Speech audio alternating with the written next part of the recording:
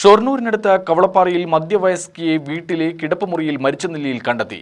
4 ദിവസത്തോളം പഴക്കമുണ്ടെന്ന് തോന്നിക്കുന്ന മൃതദേഹത്തിൽ നിന്നും രക്തം വാർന്നുപോയി വീടിനുള്ളിൽ തളം കെട്ടിയ നിലയിലാണ് കാണപ്പെട്ടത്. പോസ്റ്റ്മോർട്ടം നടപടികൾക്ക് ശേഷമേ മരണകാരണം വ്യക്തമാവൂ എന്ന് പോലീസ് പറഞ്ഞു.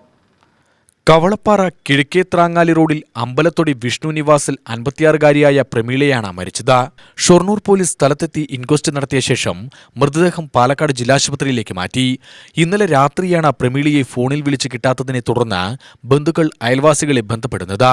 അയൽവാസികൾ വീട്ടിൽ വന്ന് നോക്കിയപ്പോൾ 2 വാതിലുകളും ഉള്ളിൽ നിന്നും അടച്ച നിലയിലായിരുന്നു. വീടിനുള്ളിൽ നിന്നും ദുർഗന്ധം പുറത്തു വന്നിരുന്നു.